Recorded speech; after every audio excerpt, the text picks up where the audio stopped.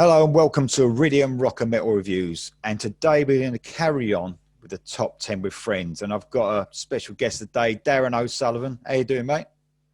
All right, Lee. Morning, man. How are you keeping? Yeah, good. And Darren's actually got a YouTube channel himself called Sleeve Saturday. Tell us a bit about it, mate. Yeah, Sleep Saturday. I suppose I think I started it sometime around you started your channel as well. Effectively, I do album reviews, top 10 lists. I focus mainly on the I suppose arena rock, AOR, Journey, Foreigner, Survivor, and then when I get into my top 10 lists, I've top 10 list of Queen, of my top 10 movie songs from the 80s. I'm just started a new series as well, where I'm going to do a video a week, starting with 1980 last week. I just released my 1981 video where I do my 20 finest singles of that year. So no, it's good. I'm enjoying it, and I have to say, while we're on camera now, I'm enjoying your work as well. Really good content. So enjoying that. Yeah, thanks, man. I mean, I have watched a few of your videos as well. They're really good fun. They're excellent. I mean, I'll leave a link as well because there's a lot of stuff that guys who watch my channel will like your stuff as well. So yeah, I'll leave a link at the bottom so anyone can check out your videos and subscribe. That's cool. So you're from Ireland, obviously. I mean, I get a lot of American people saying I'm Australian. What do you get? I don't know. I think I'm indistinguishably Irish, to be fair. Yeah, without a doubt. So, right, Journey. So this is an interesting one for me. I mean, you're a massive Journey fan. We had a little chat beforehand. And this is another one of them bands, a bit like Scorpions. I was talking to a guy the other night where they changed their sound, through their career. I'm very much, probably because of my age, with that 80s sound. That is the part of Journey for me that really resonates with me, probably for growing up with it and all that. But what about you? Are you sort of across the board or? Agreed. I suppose the sweet spot for me for Journey is that 78 to 86 period. Yeah. Effectively when Perry joined the band, because you had the first three albums, with the original group of Rolly effectively fronting the band. There was one other stand-in for a while, but them first three albums were quite experimental and progressive. And then I think their producer at the time brought in he brought in Steve Perry in 78 into their fourth album. And that's where it began to change. So I'm kind of with you on that. It's that 78 to 86, and then Perry obviously came back in the 90s, and now you've Arnell and you've had Steve O'Jerry, but it's that Steve Perry era that I love. Yeah, I mean, even when Steve Perry first started, you could hear glimpses of what they was going to become, but they were still sort of stuck in that the original sound that they had. But I never really got into those first couple of albums. That was for me. But I mean, yeah, I agree with you. Steve Perry, what a great voice. Oh man. Well, I said to you before, and I got my laptop here. I got my notes for each song, and I had to almost stop myself writing on every note. Steve Perry, what a voice. I know. I actually got fed up with myself writing it. I went, if I'm fed up writing it, no one's going to want to hear me say it on every song. But he's just such easy picking, isn't he? Just to say, what a voice. Without a doubt, mate. And to tell you the truth, I've been quite impressed with the singers after as well. So, I mean, I'm sure we can get onto that with our picks as well. So, really looking forward to this, mate. It wasn't easy for me. I mean, but I've done it. And I've got a few honourable mentions at the end as well. Same. So, got a few there. Got a few in there as well. Right, that's cool. Right. You're number 10, mate, if you're ready to go. I'm ready to go. Right, my number 10, I'm going with when I feel, and I know you were saying there was a bit of a lag from the first three albums, but I'm going with the song Anytime from their 1978 album, Infinity, Steve Perry's first album with the band. Cool. It is their first kind of leap into mainstream. But I do feel that Anytime in that song is where I feel the baton is handed to Steve Perry, literally on that song. Greg Rowley and Steve share the vocals on it. And there's a point in it where Rowley stops and Perry picks up literally on the next line. Yeah. And I feel that's where Steve Perry became the leader of that band, or if not, certainly on the road to becoming leader of that band. Because Rowley is good vocally, but Perry is great. And you can literally hear it in that 3 seconds of Anytime. That's where I feel it became Perry's band. And the choice for him to be the singer, man. I mean, how can you not with that voice? I mean, it's just unmistakable as well. I mean, obviously people watching the channel will know that I've got something for singers that have got an unmistakable voice, character. And man, when you hear his voice, you just know, don't you? You just know it's him. Absolutely. I mean, when he was at his best. I mean, I know he brought out a solo album a little while ago. You know, he's lost obviously two years ago. Yeah, you're gonna, aren't you? I mean, how old is he now? He's got to be 73, I think. Yeah. Yeah, you're not going to be able to some of the notes he hit back then. Yeah, absolutely fantastic. Brilliant choice, mate. Brilliant choice. So, you done? Ready for my number 10? So go for it. I'm looking forward to hearing it. I've chosen, and I find it hard to choose a song off this album because I love the album. I didn't know which song, and I chose this one this morning because I knew I was going to go. It's "Where Did I Lose Your Love" off of Revelation. So Nice. I really like the new singer. And I think maybe on this first album, it was a bit like, I mean, I love the album, but it did feel a little bit like a tribute album, if you like. A little bit of a tribute to Journey, because I think there was actually songs on it that sounded very similar to some of the Perry songs. It's like the opening track, "Never Walk Away." It's very similar to "Be Good to Yourself," you know. Off Raised on Radio. Yeah. And then you've got Like a Sunflower, the next song, very similar to Lights, you know. So it sort of felt like a tribute sort of album to the 80s Journey, but I still loved it. I still absolutely loved it. Yeah. But "Where Do I Lose Your Love" is a perfect song. Lee, that is, be under no illusion that was deliberate. That was no accident.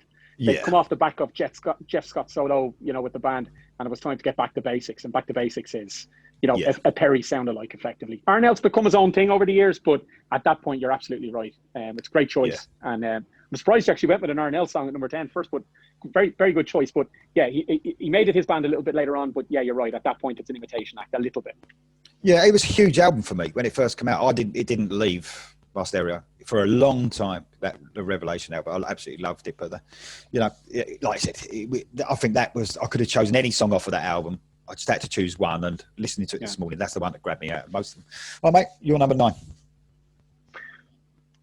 I'm going with "Any Way You Want It" from Departure, 1980. Yeah. I suppose Greg Rowley's last album with the group after my first choice, Infinity. Look, there's no messing about with this song. This just bursts into life. You press play, you put that needle down on the. I mean, I called my channel Sleeve Saturday because it was always. I remember on Saturday afternoons reading the sleeve notes with my dad. Of his albums and stuff. But when that was the point of the name. But when you put that needle down and you place it on "Any Way You Want It," it just starts. It's just anyway, straight in. I absolutely. I love that. They did say, I think, reading up a little bit on it, they for one of my videos, and they did say that it was heavily influenced by Thin Lizzy. And it's only when I read that, I went, God, yeah, I get that a little bit. Which I didn't before, but when I read it, I went back and listened to it retrospectively. I went, oh, I get it. Yeah, there is a hint of Thin Lizzy in that. I love that, man. If an American band, and how big they became, being influenced by Thin Lizzy, that is cool. I love Thin Lizzy, man. Yeah, brilliant band, excellent band. Oh, stop! You'll get me emotional.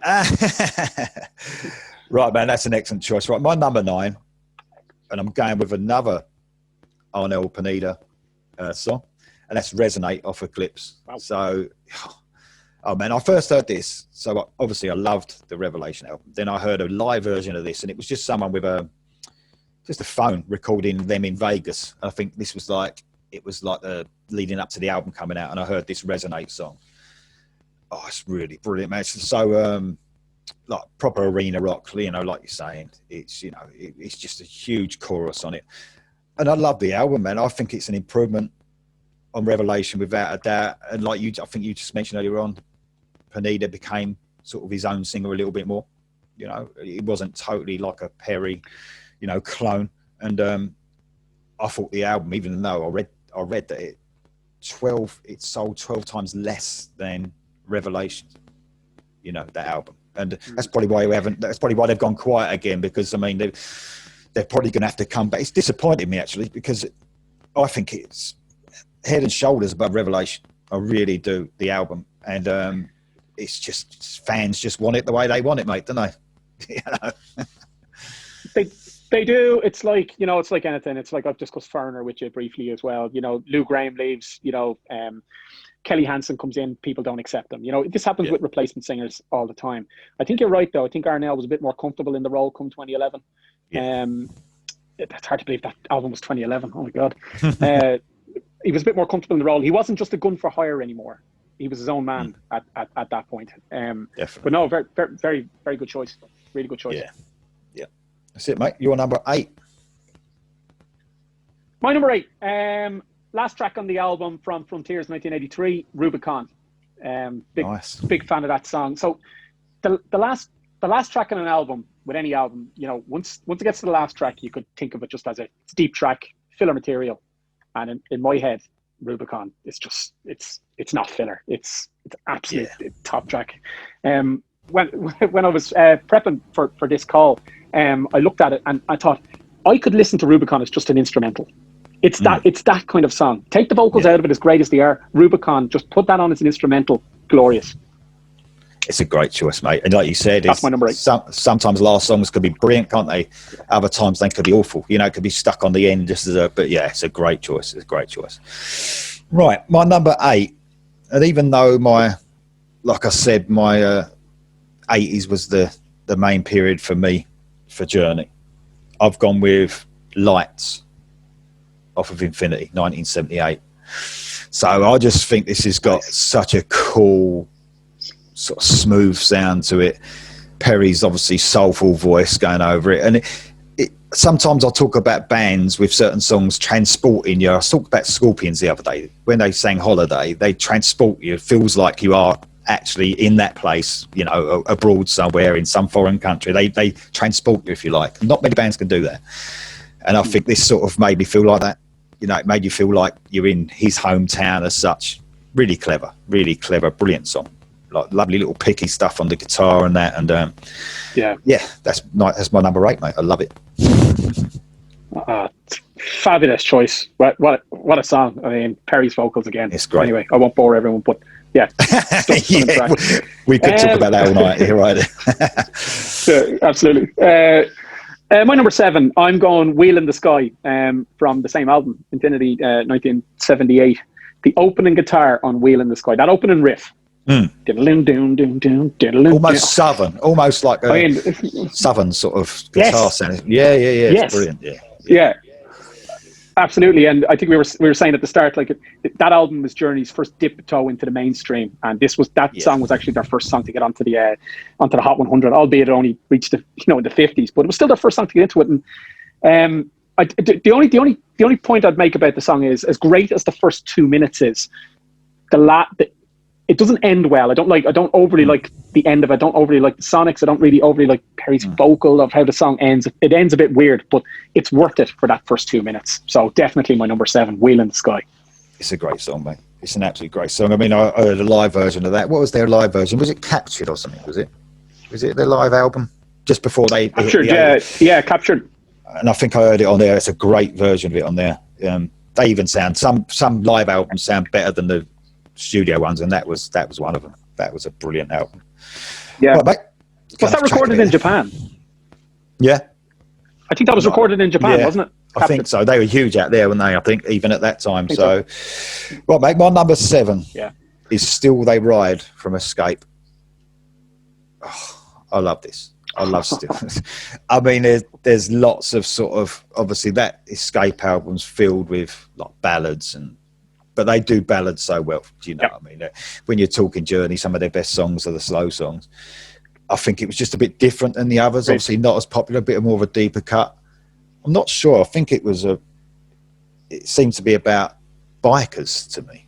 I don't know. Imagine I'm thinking that. Is it? I'm not sure the lyrically. I think it's about bikes, motorbikes. It's like takes on a sort of a cowboy thing, but motorbikes, I believe. But I'm probably wrong there.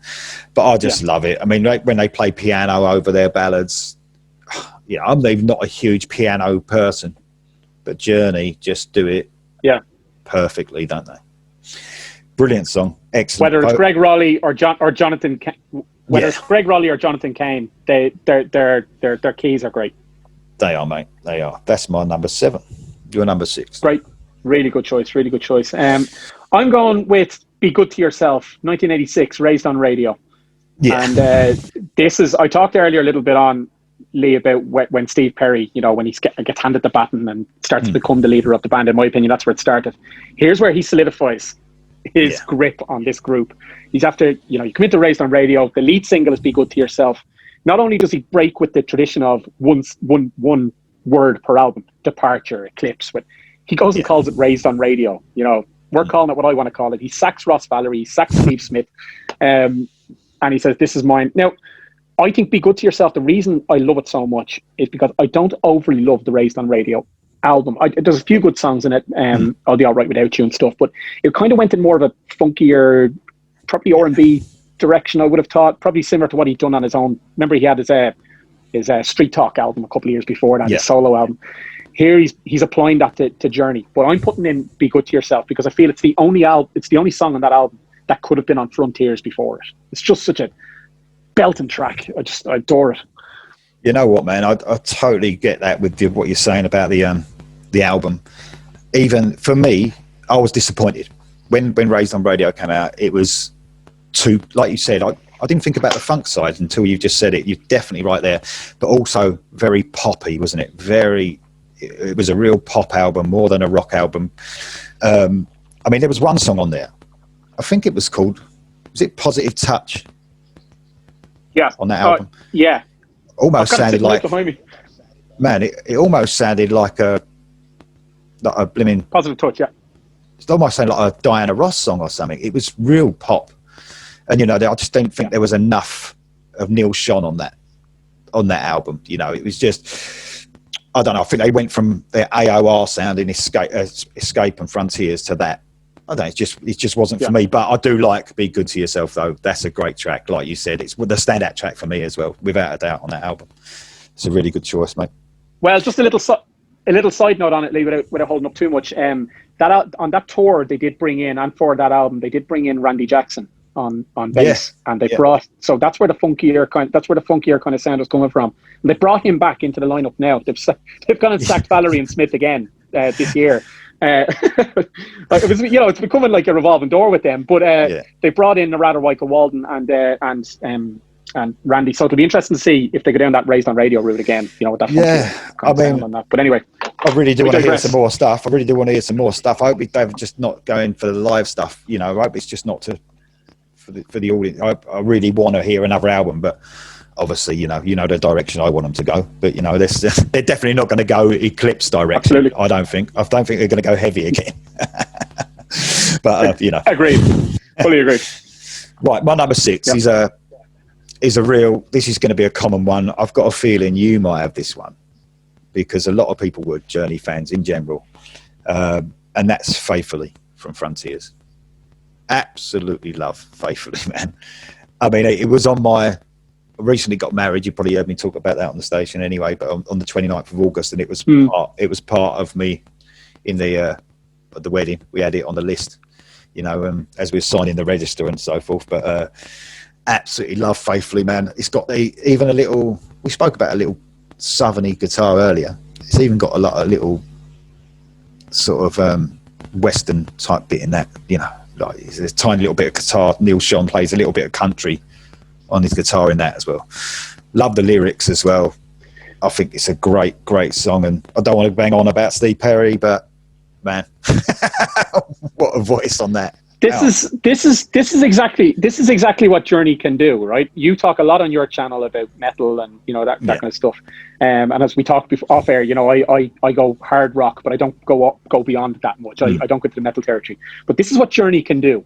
Songs like "Faithfully" can have two men sitting here getting emotional over Steve Perry's voice. This is what they're capable of. You're totally right. You're totally brilliant right. Choice. All right, go on then, mate. You're number 5. Brilliant choice. Cheers.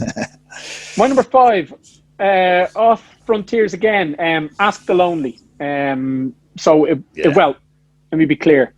it was added onto Frontiers later on in the 2006 re-release. It was taken off Frontiers. I don't mean to give too many stats, but it was taken off Frontiers just before it went to print. And I think they made a mistake with it, because Ask the Lonely is it would be up there as one of the top 3 or 4 best songs on that album had they left it in. But look, A&R guys get a hold of it and they go, that's not going on, whatever, Yeah. But with 1 minute, right? There's 1 minute 15 seconds to go on the song. If anyone wants to be a total nerd like me, 1 minute 15 seconds to go. Steve Perry sings the chorus a cappella before it kicks back in, and they drive the song home. But as he sings that just a cappella for that, that one line, "You Just Ask the Lonely," stunning. I remember when I got the album, but yeah, it's a great song, man. I think they redo it as well with Arnell on that second disc, on the Revelation second disc. Yeah. It's a great choice, man. Well done. That's brilliant. Right. My number 5. So what have you got for me? Yeah, well, this might surprise you. So I'm going back to the Arnell again period, last couple of albums. So this is my favorite. Wow! I know. I love it, man. I absolutely love it. This is oh my God. Edge of the Moment, the second track in. Oh, I love that. Which album? I didn't catch it. Eclipse, off the Eclipse album. So Edge of the Moment, the second. I think it's the second track in. Right. It's got a lovely little lead bit at the beginning. Neil Schon puts over the beginning, brings me right back to the 80s. I think it's a really underrated album, man. It's Neil Schon has been said it's his guitar album, hasn't he? It's his album. Like, he wanted to get it out of the way, It's probably resonates with me. Let's know I wasn't joking. That wasn't a little pun there because of my last one. But because it is more towards heavy rock, isn't it, that album? There's a lot of guitar work on it. Yeah. It's up front. They've still got their little ballads on there and that, but the guitar's really driving the whole album. That's probably why I really love it so much. But Edge of the Moment is a brilliant song. Really catchy as well, but excellent song.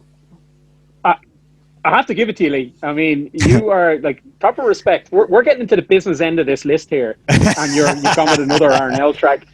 By the way, I'm not ripping the piss out of that. It's more that's because you did say up front, you're a Perry guy. I would have never thought you'd put 2 Arnell songs in it, and I have to give it to you for holding tight on that. That's pretty good. Like, the fact you put a second song in from that, and a third song from Arnell. But a second song from Eclipse shows that you proper like that album. Yeah, that's so brilliant. I have to respect that. I've loved both of them albums. I probably even played the first one even more, Revelation, but the Eclipse one, it stayed with me longer. I just kept playing it, and I go back to that one more.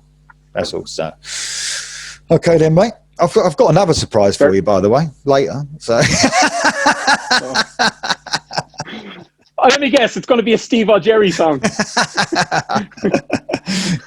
Oh, go on, mate. You're right. Number 5. No, I'm down to number 4, am I? Oh, sorry. No. You're number 5, mate. Am I? I thought my number 5 was Ask the Lonely. No. Oh, that was your number 6. Okay. All right, fair enough. I'm going to go with Faithfully, one that you've just picked. And I didn't want to go too much into it. I was going to let you have your moment with the song. But you said you recently got married. I just proposed to my girlfriend. So I'm getting married next year. And have no doubt about it, this song will be the first dance. Well done, mate. Congratulations. Cheers, man. Jonathan Cain, he's in the band a couple of years at this point. This is another album. He's a few albums deep with them now. And I think Jonathan Cain, along with Perry, is just a formidable force with writing songs. Yeah. He in my head, he really added a new dimension to Journey when he came in, and he was recommended by Greg Rowley himself. But with songs like Faithfully, you get why Steve Perry went missing for years. You get why these guys go, I can't deal with the road anymore. I'm going to do a residency in Vegas, or I'm going to do a song like Faithfully. It really tugs at the heartstrings and says, I'm on the road. it looks like a rock star lifestyle, but in reality, I just want to be sitting at home drinking a cup of tea, watching EastEnders. You know, it's that. Yeah. It tugs on the heartstrings that way, that it's not all it lives up to be. And I think Faithfully, more than a lot of songs I've ever heard, really nails home that fact of what it's like to be a rock star on the road, and that it's not all glitz and glam. Yeah, definitely, mate. Brilliant choice from both of us, mate, that one. Excellent choice. Right. My next one. This is the one that I said I'm going to surprise you with. And listen, the funny thing was I didn't listen to Journey after the Raised on Radio album. I didn't listen to Trial by Fire when it came out. I didn't listen to the next two with Steve Algeri or Algeri, whatever you say. I only got into them again with Revelation. So I didn't listen to, was that 3 albums? I missed out on 3 albums. And then Revelation came out, and the second side to it, or the double CD, and then they did the versions, didn't they, of all the Steve Perry stuff? Well, all the old Journey songs. And there's a song on it called Faith in the Heartland. And I absolutely love that song. So then I listened to the Steve Algeri one, and off of Generations. Yeah. It's not a lot different. And he's got a great voice as well. And unbelievable. So my number 4 is Faith in the Heartland, but I had to go with the Steve Algeri one because it's the original and it's not that different. And when I listened to it again, I thought, is it going to be different? You know what? He had a great voice as well, man. Really underrated. A brilliant singer. Really good. And they plucked him from obscurity working in the Gap. Well, didn't they do the same? With their singers? Yeah, I mean, they got the other one off YouTube, didn't they? So, Faith in the Heartland, I don't know. It's so soaring. You know, it's such a classic Journey sound, and that's easily the best song for me on Generations. Like miles ahead of anything else, and I love it. It could have been a Perry song in the 80s, easily. Yeah. So, Faith in the Heartland is my number 4, mate. So what number am I? What am I here? I'm going. You're number 3 now. My number 3. I think I did muck up your list, didn't I? I told you the wrong. I was scrambling here to put in another song because I thought, okay, it's not going to go there. Whatever. Oh man, I'm sorry. That was my fault. That's sorry. Okay. We'll definitely leave that in because it's my fault. Leave it in. Yeah. Leave it in. It's funny. Okay, I thought I was going mad. Number 3 for me, Lee, I'm going with Stone in Love from Escape, 1981. Oh yeah. Oh God! I mean, you said there was a lot of ballads and stuff. There is on that LP, but here you've got Jonathan Cain, Neil Sean, and Steve Perry writing a song together, which they did a lot on that album. And Stone in Love. I mean, there's a lot of instrumental at the back end of it, which is great. You know, I Dublin City. You know, a Friday evening, walking down to the train station from work, I'll just listen to Stone in Love. Even when it hits that instrumental part, I'm strutting down that street. You know, it's just brilliant. Absolutely. Shades on, you know, strutting down, sunny day, Stone in Love in your ear. I think the 3 of them were, you know, in around that Escape from Tears kind of era, the 3 of them were white hot, both sonically and in the writer's room, were just terrific. Yeah. I think I said that in one of my videos, just absolutely brilliant. Stone in Love would be my number 3. Absolutely brilliant choice, mate. Absolutely brilliant. Right. My number 3, I'm not going to get confused anymore, hopefully. This is a brilliant song, and it's off of Frontiers, and it's Edge of the Blade. Oh, mate. Shoot. Man, obviously it's the metal coming out in me. I mean, I'm not saying it's metal. It's heavy rock as such, but it's a real guitar song again. Man, at the end when he's trading off, Steve Perry's trading off with Neil Sean, and they're taking turns, if you like. You know, he's playing a little bit of lead, then he's coming in with the Edge of the Blade words. Man, this is brilliant. At the beginning, but that the riff. Oh man. Fuck, man. I love that song. Are we able to curse? Can we curse? Are we allowed to curse? That's fucking terrific. Yeah, as we were going to enter this list, I thought to myself, he's definitely going to say Edge of the Blade or Backtalk from Frontiers. One or the other. You might still say Backtalk, but I thought you're going to say one or the other of them. And when you came out with Edge of the Blade, I was just waiting for it. I knew you were going to say it at some point. So I mean, the Frontiers album, man. The Frontiers album. I don't know about you because it's a long time ago. What was it? 1983. 83. Yeah. I think along with the cover, which had some sort of robot, whatever it was, Skull. on the front. Skull, or a robot. Yeah. I mean, the whole album seemed futuristic to me. It was like a futuristic feel to it with the synthesizers that are running all the way through the album and the cover. I mean, the whole thing, it felt like, I don't know, it felt like a futuristic sort of ahead of its time sort of album. It was definitely AOR, but absolutely tinges of futuristic. So it's strange. It made me feel that way when I was listening to it. And and that's one of the songs that does make me feel that's a brilliant song. That's it. Really good choice. Really, really good choice. Excellent, yeah. Okay, number 2 for me. I'm going with Jonathan Cain penned "Open Arms" from Escape 1981. A ballad again. Yeah, but as we said, they're good at it. I think you wrote it with Steve actually. What I wonder though is, and I don't know what you think, but when Journey in 81 are releasing songs like "Open Arms," I'm wondering what their fans from the first 3 albums are thinking. They must have abandoned them at this point.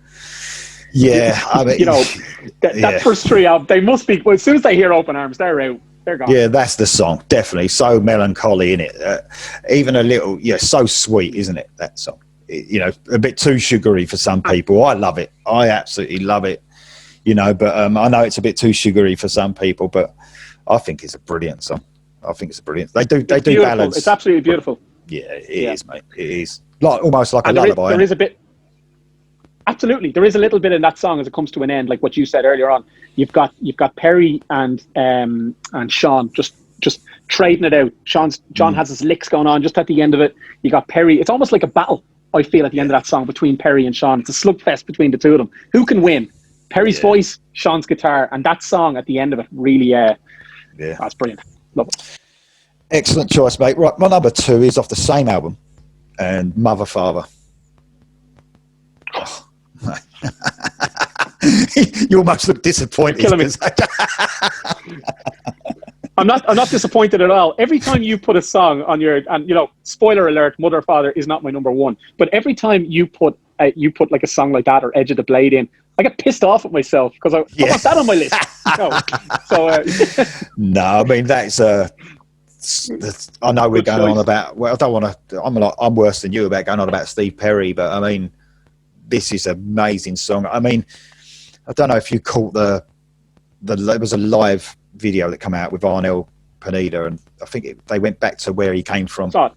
And the drummer actually sang. Very good documentary. Yep. Yeah, the drummer sang this on a live version. So I don't know how he sings like that and drums. Dean Castronovo. That's him. Yeah, he's a good drummer. He's got a good band, Revolution Saints, I think they're called. A band out as well. You might like them. That's right. They're very good. But they're very good. I don't know if Arnel couldn't sing it. I don't know, but because it's so high, the singing on this song is the heights that Steve Perry reaches. But it's a bit of an epic song. It's a real epic song, Mother Father. I think it takes a lot of twists and turns. It's a lot different sounding than a lot of the stuff on the Escape album. But that's my number 2, mate. Yeah, we're up to our very good choice and very good. Up to our number 1. Very, very good choice there, calling out Dean Castronovo as well, because I think he's had a couple of problems, but he's really reformed himself in the last couple of years, and his band and stuff. He comes across a really nice guy and stuff, very humble and stuff. So, an amazing singer. So, yeah, good choice calling him out as well. By the way, before you choose your number 1, I've got a bad feeling about this. We might have the same one, but go on. We're going with the same one. I think we might. I'm glad I went first. I'm going at number 1 with Separate Ways, Worlds Apart. Yeah, that's mine, mate. That's my number 1. 1983. Yeah. Yeah. What? Okay, let me just compose myself here for a minute. What a fucking tune, right? You've got it. Here's how I kind of describe it. It opens up with Jonathan Cain's keyboard like a siren. It's like and then a couple of seconds into that, you've got Neil Sean's aggressive guitar. Few seconds later, Steve Perry utters the immortal words, "Here we stand, here we stand." I won't do Perry, but you've got the siren warning. You've got the siren warning. You've got Neil Sean's aggressive guitar, and then you've got the unbelievable, undisputed voice of Steve Perry coming in on top of that. That song is spectacular. Mate. Mic drop. I mean, look, when I was doing this together, when I was putting the list together, that was just the first thing I wrote down. I just thought, I didn't even have to think about it. It was going to be my number one all along. What can you say about it? It's even now this is a bit of a weird one. I'm hoping you might agree with me. You might not have thought about this. There's a little breakdown near the end. It almost sounds like it's obviously a keyboard. It almost sounds like a flute. Yep. Reminds me of War of the Worlds. Yes, I know. You know the War of the Worlds music? I know exactly what you mean. Yep. Oh man, I mean, even that bit, everything about the song, it just, it reeks class, doesn't it? I don't know about the video so much, but I had a note on that. You know what? Give the video a break. Like, I remember Beavis and Butthead taking the piss out of it in the 90s. Like, yes, it's piss poor. Yes, it's done on the budget of pretty much this video, right? That we're doing, right? It's done on the same budget, but it has a charm about it, and I think what the charm about it is they're so earnest while they're doing it. They don't know they're taking the piss. Like, they don't know it looks silly, and they're earnest about it, jumping off, forklift trucks with the guitar and all this kind of stuff. Like, it's piss poor, but it's great. It is. What a tune to pick as number one. Final point on that, the little bit that you called out, that little flute bit. They cut that out of the single version. So the album version, you get an extended version of that. But when you watch the video, they've shortened that down. It's like you're cutting out one of the best bits, But anyway, I get it. You got to do it for radio play. Yeah. Yeah, I do. It's a brilliant song. It's quite, I suppose, for back then for a single, it's quite long. It's got to be at least 5 minutes long, that song. So you can understand them cutting bits out, I suppose. But man, that was great. I'm sorry about my fumbling around with the numbers. That must have thrown you right fucking off there. And you must. Well, what the fuck's going on here? You know what? It's your channel, Lee. If you told me I was still out, it's your channel, it's your video, it's fine. But I was in the back. I was thinking, was it? And when you were adamant that it was there, no, you're still only at 4. I started looking in my honourable mentions, thinking I'll just slip one of them in as well. I'll mix it up that way. But no, all good. You know what it is, don't you? I was on 4, and then I was just counting down. Anyway, listen, man. Talk about honourable mentions. Go on, just a quick mention of you got half a dozen, 5 or 6. Do you want me to list it? I've got 5 of them. Do you want me to just list them all out straight away? Yeah, man. Yeah, that's cool. Yeah. So I've got Chain of Love from Eclipse, funny enough, which is my Arnell pick. I feel as though I was compelled to put in, which is funny that neither one of us picked it, but I did say it on my top 10 songs by Queen.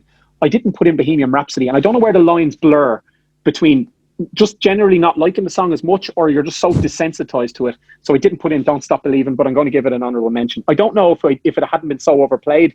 Most downloaded song of the 20th century, maybe it would have been in there, but I'm desensitized to that song, but I'll give it an honourable mention. And if we did the list, one of your picks as well. Sorry, if we were doing this list. Sorry, go ahead. If we were doing this list at the end of 1990, I probably would have chosen Don't Stop Believing. I think it's just, oh man, when you get stupid copies of it and people covering it and doing silly versions, I think it just done my head in the end. But I do love the song. But you're right. It was ruined when it was put on Glee. Exactly.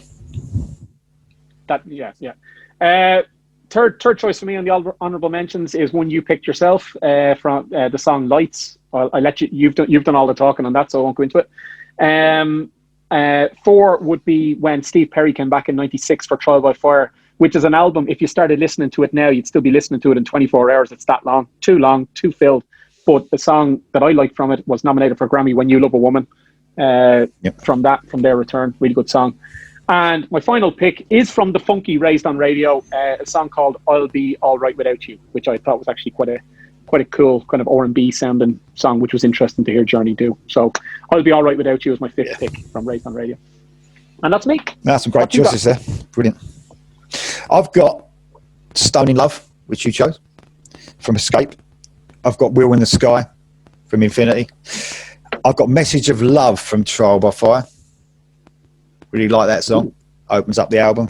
I've got Never Walk Away from Revelation, which I've spoke about earlier. And I've got Send Her My Love from Frontiers. I just love Send Her My Love as well, man. It's just such a cool song.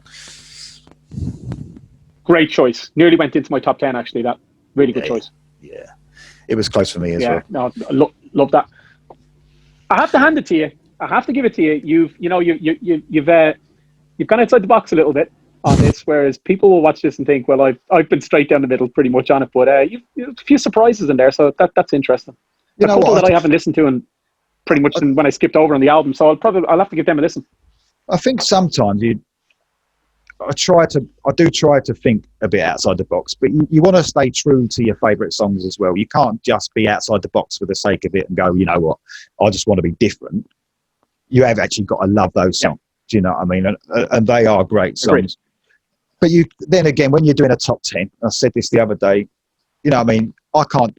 You could probably do a top 10 and choose all the Frontiers songs. Do you know what I mean? It means that much to that album. Yeah. But if we was on here, then we'd be doing a review of Frontiers, wouldn't we? And that'd be, you have got to, you know what I mean? It's difficult with the top 10, especially with a band like Journey. Absolutely. You could literally choose that whole album, like I said, you know. So, but yeah, it was great, man. I really loved it. I've had right good fun on here. You know, I fucked up a couple of times, which I'll keep in for the fun of it. Look, I told you before we started, if I fuck up, don't worry about it. Like, you know, just I've no shame. Keep going. It's all right for me. You want to edit? You want to edit you? That's all right for me. Just leave me in. I don't really care. But look, Leah, really appreciate you, because full disclosure, I reached out to you and said let's hook up and do something. So I really, that was only a week or two ago. So I've come on pretty quick. So I appreciate you giving me some time on the channel, and it's really fun. Really enjoyed that. Really good. So thank you, man. And obviously, I'm going to link to your Sleeve Saturday channel. And honestly, any subscribers watching this, have a look at it. You'll love it. Even if you can't understand him, you'll still love it. Yeah. Sorry, man. Like I said, I'm Australian now. You know what I mean? So listen, there's enough. What are you trying to do to me? There's enough editing I have to do on them videos without putting in subtitles as well. But listen, man, I love an Irish accent, to tell you the truth. I really do love an Irish accent. I think it's great. So, I'm with you on that. Good. So I would say anyone outside of Ireland or England isn't going to understand a word me and you are saying. So. What the fuck is going on here? No, it's brilliant, mate. It's been a real pleasure. What are they talking about? Yeah. Cheers, man. Listen, if you want to hook up for any more videos, just give us a shout, or I'll give you a shout, or whatever. It'd be great. I'm sure there's some more we can do. Absolutely. Let's keep the dialogue open. And as I said to you, I'll be putting this video in because on my 1983 video, I am going to be calling out separate ways. So I'm going to throw this video in and give you a little plug on my video as well when I come to the 1983 video to say that we mentioned it in this. So thanks again, mate. Appreciate it. Really Thanks, Darren. Cheers, mate. Thank you. Cheers, Lee. Take care, man.